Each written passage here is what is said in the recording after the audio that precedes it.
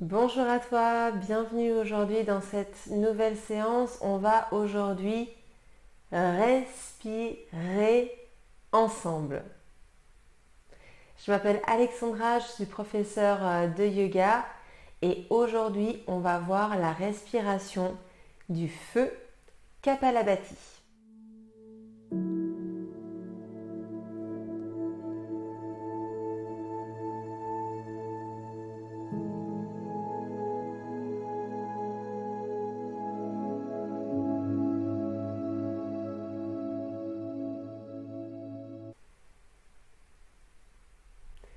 Alors cette respiration du feu, si tu as envie de découvrir tous ses bienfaits, je t'inviterai à lire le descriptif de cette vidéo dans laquelle je t'ai mis toutes les informations.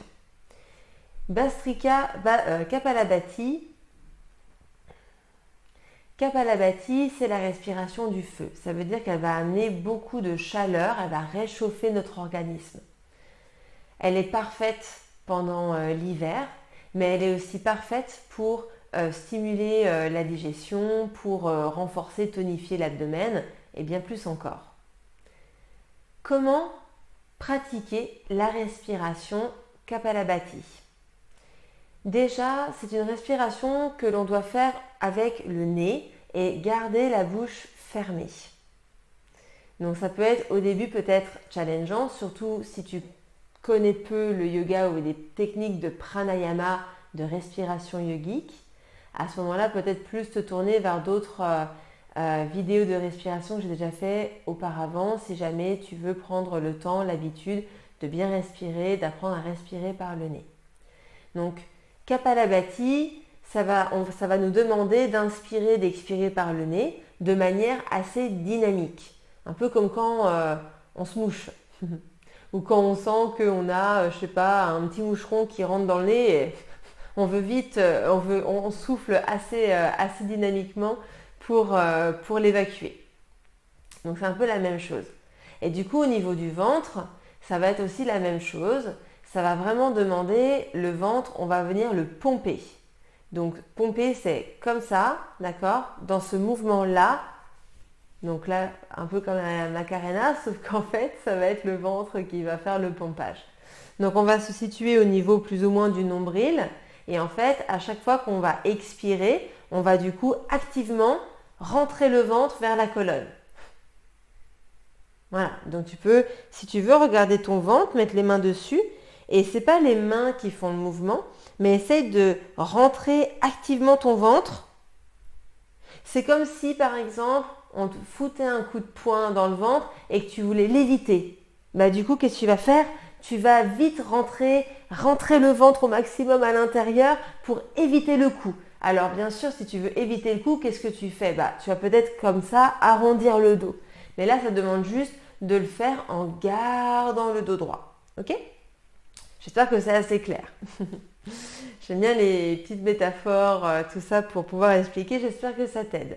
Donc, le dos droit, d'accord ? La respiration dynamique par le nez. Et le ventre également qui va pomper et d'un coup on va rentrer du coup le ventre vers la colonne, vers l'intérieur. D'accord ? Donc avec Kapalabhati, on se focalise uniquement sur les expirations. Donc ça peut être un petit peu bizarre, faire un peu bizarre pour le mental, pour la tête qui va se dire mais attends, et c'est quand que j'inspire, etc. Et donc du coup tu peux essayer Kapalabhati, mais tu peux aussi aller pratiquer la respiration Bhastrika qui est également dans la playlist Respire et que tu trouveras du coup dans la playlist et que là par contre c'est une technique où on se focalise sur l'inspire et l'expire. Donc il y a deux manières de pratiquer. Donc là aujourd'hui on se focalise avec Kapalabhati uniquement sur les expires. Donc ça veut dire que quand j'expire activement par le nez et je rentre le nombril vers la colonne activement. Tu peux le faire vite, tu peux le faire avec moi. En même temps que tu expires, tu rentres le nombril. Et en fait, le fait de laisser le ventre naturellement se gonfler, tu vois, tu relâches juste, d'accord ? Tu actives tes muscles quand tu rentres le nombril vers la colonne et puis après, tu relâches le ventre. Et le fait de relâcher le ventre, eh ben, l'air va s'engouffrer dans tes narines et ramener de l'air à l'intérieur. Donc en fait, ça demande quand même du lâcher prise avec Kapalabhati parce qu'on essaie d'avoir aucun contrôle et aucune action sur les inspirations. Ça se fait naturellement. Ok? Donc, on va ici le faire pendant un certain temps donné. Je ne vais pas forcément te guider à compter le nombre de Kapalabhati que tu dois faire parce que ton rythme sera probablement différent de quelqu'un d'autre.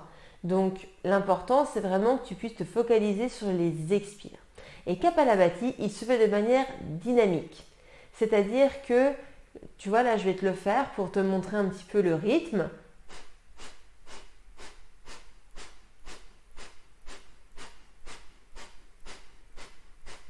Tu vois, c'est vraiment rapide. Alors, je sais que des fois, au début, mes élèves, ça leur demande un petit peu de temps pour se familiariser. Donc, ils vont faire plutôt.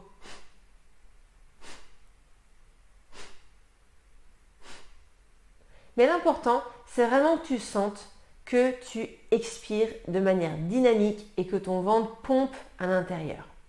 Donc, activement, tu actives ton ventre et tu rentres à l'intérieur. Ensuite, tu relâches le ventre, ce qui fait qu'il va s'arrondir et l'air va pouvoir rentrer. D'accord? Donc, on va faire. Tu peux suivre mon rythme. D'accord? Je vais calculer un certain nombre de Kapalabhati dans ma tête. Ce qui fait qu'une fois qu'on aura atteint un certain nombre, je pourrais te dire inspire avec moi, expire et petit temps d'intégration. Ok? J'espère que tu es bien prête. On est parti. Donc, garde bien le dos droit. Tu peux le faire assis sur une chaise si tu n'es pas bien confortable sur un coussin. Bien, tu peux même fermer les yeux en même temps si tu en as besoin ou suivre mon rythme. C'est parti.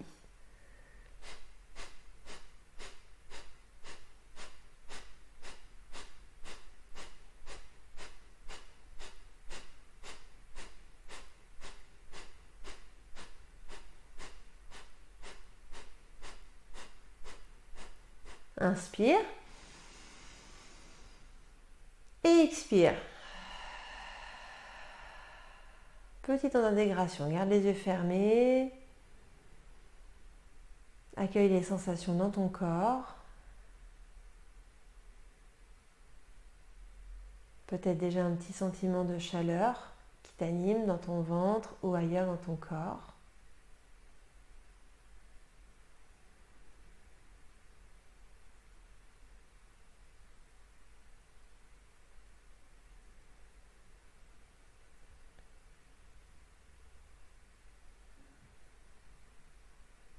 Bien, tu peux tranquillement ouvrir les yeux.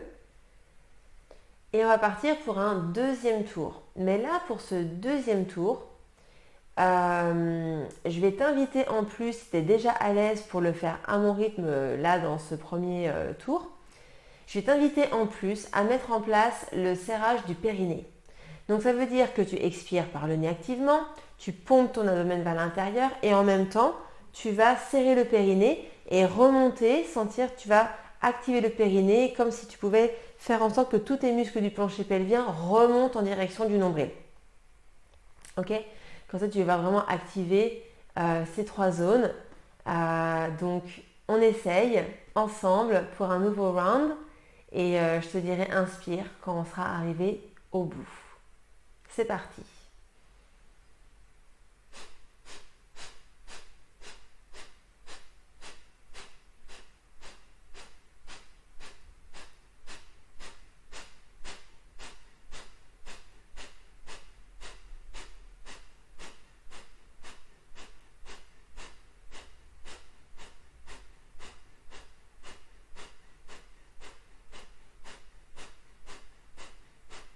Inspire.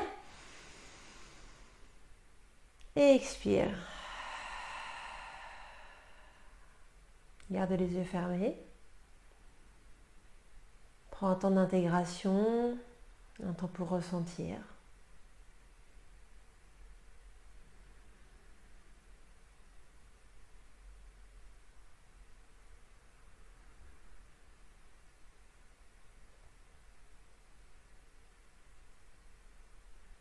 Bien, tranquillement, tu vas pouvoir ouvrir les yeux. Donc peut-être que tu sens que ça chauffe à l'intérieur, peut-être que tu sens aussi que tes abdos, c'est surtout tes abdos qui chauffent bien et que ça c'est un petit peu peut-être fatigué parce que c'est vraiment un pranayama qui vient tonifier, renforcer la sangle abdominale. Donc forcément, tous tes muscles abdos sont engagés dans cette pratique. Donc c'est normal aussi peut-être qu'à un moment donné, tu puisses plus trop suivre ma cadence. Peut-être que ça commence un petit peu à faiblir au niveau des muscles et c'est carrément ok. Donc trouve ta limite. Arrête-toi quand tu commences à sentir une fatigue au niveau abdominal. Prends un temps de pause et puis réitère l'expérience et la pratique du pranayama Kapalabhati. Voilà, j'espère qu'au niveau du périnée, tu as pu sentir, tu as pu dans cette pratique-là sentir l'activation, pouvoir activer ton périnée en même temps que tu expires et que tu pompes ton abdomen. Je t'inviterai du coup à faire plusieurs cycles. En général, 3 cycles de 50 pompages, 50 expire, pompage, serrage de périnée, 50 Kapalabhati, ça c'est pas mal, à faire en 3 cycles, donc prendre un bon temps pour détendre. Et si tu ressens au niveau de la tête que ça tourne un petit peu, etc., c'est normal aussi, on est dans une pratique de respiration. Donc ça apaise, ça lâche le mental, mais ça peut faire aussi un petit peu tourner. Donc à ce moment-là, tu peux très bien te mettre sur le dos et pratiquer la respiration. Mais attention, si tu te mets sur le dos, je t'inviterai à garder les genoux fléchis. D'accord? Ça permettra de pouvoir mieux engager ton ventre si tu le fais allongé sur le dos. Voilà. Et puis en général, les personnes qui débutent Kapalabhati commencent aussi sur le dos. Donc voilà, c'est ok de le pratiquer comme ça. Voilà, n'hésite pas à mettre la vidéo en marche arrière, de repratiquer avec moi le dernier round. J'ai compté jusqu'à 50, donc ça peut te faire comme ça un petit un cadre en fait de pratique plutôt que de devoir compter dans ta tête si c'est compliqué. Voilà pour la pratique aujourd'hui de Kapalabhati. J'espère que ça t'a permis de découvrir cette technique de respiration, que ça t'a permis d'en savoir plus aussi, et puis au niveau de ta pratique, que ça t'a permis peut-être de ressentir un petit peu plus ton corps, les zones qui s'engagent, et que ça va te permettre d'aller un petit peu plus loin dans cette technique. Voilà, comment te sens-tu? Comment c'est passé pour toi Kapalabhati? N'hésite pas à me poser tes questions en commentaire, je serais vraiment ravie d'y répondre. Ça me permettra de pouvoir aussi réajuster, refaire d'autres vidéos s'il y a besoin de plus de précision ou autre. Et puis pour me soutenir, et si la vidéo t'a plu, je t'invite à la liker et pourquoi pas à la partager à une personne de ton entourage qui pratique ou non et qui voudrait découvrir Kapalabhati. Voilà, merci pour ta présence et puis on se retrouve très bientôt pour respirer de nouveau ensemble. À bientôt, bye bye.